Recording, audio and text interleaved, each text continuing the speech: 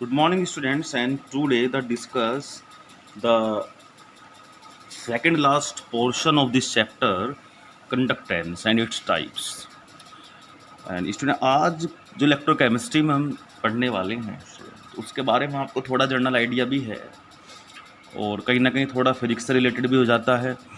तो स्टूडेंट अब हमारे इलेक्ट्रोकेमिस्ट्री में आ गया है कंडक्टेंस के बारे में, कंडक्टेंस इसके टाइप के बारे में। तो स्टूडेंट समझेंगे कंडक्टेंस आप जानते ही हैं। कंडक्टेंस होता है कि भाई किसी भी इलेक्ट्रॉन का किसी भी कंडक्टर के थ्रू इजीली फ्लो आउट हो जाना बिना किसी बैरियर के, बिना किसी रेस्ट्रिक्शन के, बिना किसी रेजिस्टेंस के, उसे हम कंडक्टेंस कहते हैं। तो conductance of an electrolyte is the ease with the current flow through the electrolyte, यानी कि स्टूडेंट इलेक्ट्रोलाइट से जितना तेजी के साथ करंट पास हो जाए उसे हम कंडक्टेंस बोलेंगे। अब नॉर्मली तो स्टूडेंट कंडक्टेंस सी से डिनोट होती है, पर यहाँ पर कंसंट्रेशन भी आएगी, तो इसलिए यहाँ पर स्पेशल साइन एनसीईआरटी बुक में भी दिया गया है जी। तो कंडक्टेंस इज डिनोटेड बाय सी और जी, तो आप जी प्रीफर करेंगे क्योंकि कंसंट्रेशन आएगी तो वहाँ पर कन्फ्यूजन हो सकता है। तो डिनोटेड बाय सी और जी। और कंडक्टेंस रेसिप्रोकल होती है रेजिस्टेंस के, you know very well. Conductance is reciprocal of resistance, so C is equal to 1/R और G is equal to 1/R। Additional resistance आप जानते ही हैं, रेजिस्टेंस होता है भाई करंट को रोकने वाला बैरियर जो होता है। तो यूनिट बन जाएगी स्टूडेंट ओम इनवर्स, और ओम इनवर्स का साइन भी है अपना, और मोहोबीस हम कह सकते हैं। लेकिन एसआई यूनिट की जब बात करते हैं तो ओम इनवर्स की जो एसआई यूनिट होती है वो तो साइमंस होती है, जिसे हम एस से डिनोट करते हैं। तो ओम इनवर्स को हम, यानी कि ओम इनवर्स जो होता है उसको हम साइमंस भी राइट करेंगे एसआई के अंदर। तो ये यहाँ पर समझने की बात आ गई आपकी। C is equal to 1/R और G is equal to 1/R, unit ohm inverse और मोह हो गया, और ऐसा यूनिट होगी साइमंस। तो ये उसमें कंडक्टेंस की बात हुई। अब हम बात करते हैं स्टूडेंट जो बहुत ज़रूरी वो है स्पेसिफिक रेजिस्टेंस के बारे में। अब आते हैं हम लोग specific resistance. Student specific resistance आप नाम से ही समझ रहे हैं, स्पेसिफिक यानी कि जो हर किसी भी हम वायर को लेंगे या किसी भी हम कंडक्टर को लेंगे उसके लिए स्पेसिफिक होगा, यानी कि ये डिपेंड करता किस पे student, nature of the conductor पे भी डिपेंड करता है। अब क्या होता है समझ लेंगे हम लोग कि जो रेजिस्टेंस होता है स्टूडेंट वो डायरेक्टली प्रोपोर्शनल होता है लेंथ के, और इन्वर्सली प्रोपोर्शनल होता है क्रॉस सेक्शन एरिया के। The resistance is directly proportional to the length and inversely proportional to the cross section area A. तो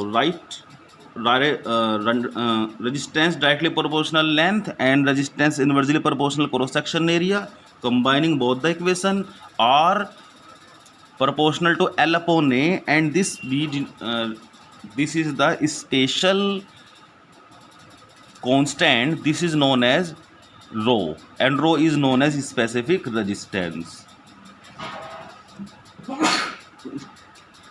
तो स्टूडेंट रो आपका यहाँ पर स्पेसिफिक रेजिस्टेंस है, और स्पेसिफिक रेजिस्टेंस हर सब्सटेंस के लिए स्पेसिफिक होता है। और अब हम क्या कर सकते हैं इसकी स्टूडेंट यूनिट को समझते हैं। यूनिट कैसे बनाई, rho is equal to R into A upon L, and R is the resistance, तो unit is ohm, A is area, area means meter square, length is meter, meter to meter cancel out, only 1 meter can be saved, तो rho is equal to ohm meter। तो specific resistance has unit ohm meter या ohm centimeter। तो specific resistance हमें समझ में आ जाता है, conductance समझ में आ जाती है। अब आते हैं हम स्टूडेंट किसके ऊपर, कंडक्टिविटी के ऊपर आते हैं। किसके ऊपर आते हैं स्टूडेंट, कंडक्टिविटी, और जिसका एक और नाम है स्पेसिफिक कंडक्टेंस। यानी कि पहली हमारी स्टूडेंट टोटल 3 कंडक्टेंस सिलेबस में है, नाम बोलता हूँ मैं। सबसे पहली है स्पेसिफिक कंडक्टेंस और कंडक्टिविटी, सेकंड मोलर कंडक्टेंस, और थर्ड है ग्राम इक्विवेलेंट कंडक्टेंस। अब हम समझते हैं इनके बारे में स्टूडेंट। तो अब हम आते हैं आपके, सबसे पहले आते हैं स्पेसिफिक कंडक्टेंस और कंडक्टिविटी। स्पेसिफिक कंडक्टेंस और कंडक्टिविटी अब बहुत आसान है स्टूडेंट, यानी कि reciprocal of specific resistance is known as specific conductance and conductivity, and it is denoted by special Greek word kappa, K kappa, kappa भी हम कहते हैं।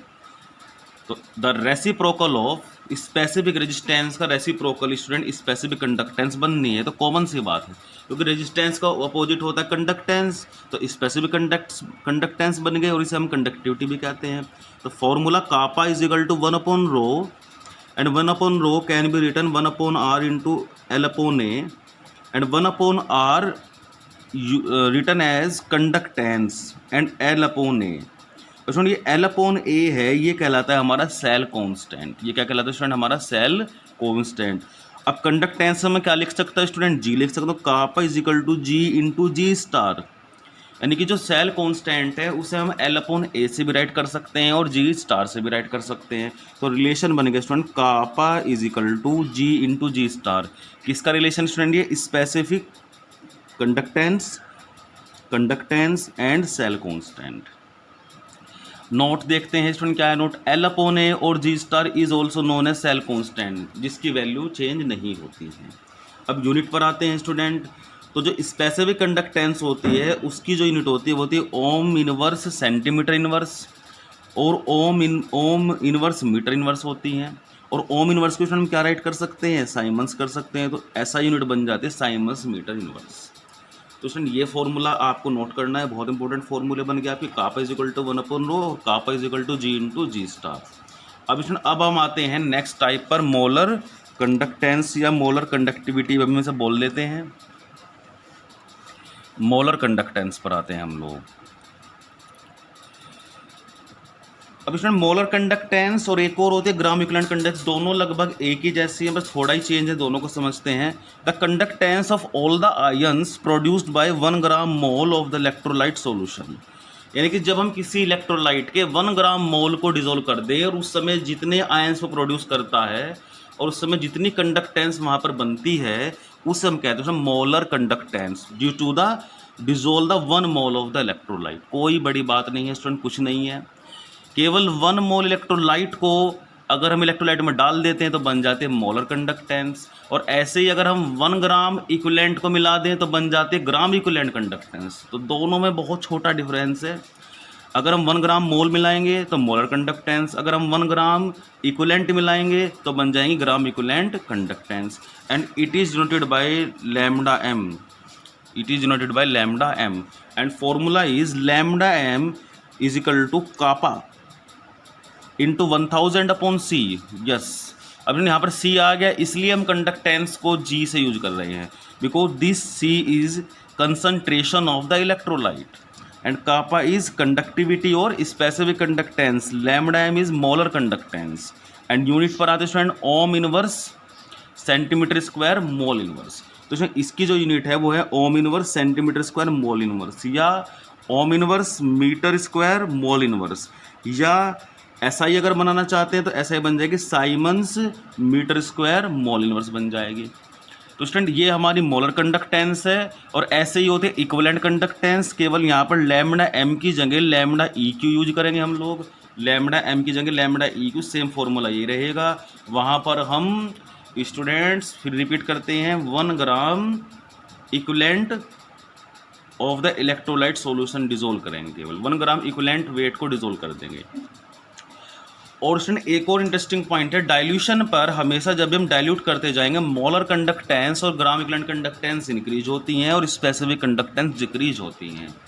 क्योंकि होता क्या है स्टूडेंट, जैसे जैसे हम डाइल्यूशन करते जाते हैं तो आयनिक मोबिलिटी ज़्यादा हो जाती है, इसी वजह से मोलर कंडक्टेंस और ग्राम इक्विवेलेंट कंडक्टेंस ज़्यादा हो जाती हैं, जबकि पर वॉल्यूम के अंदर नंबर ऑफ आयंस कम हो जाने की वजह से स्टूडेंट हमारी स्पेसिफिक कंडक्टेंस डिक्रीज होती है। तो याद रखना है on dilution specific conductance decrease and molar conductance always increase.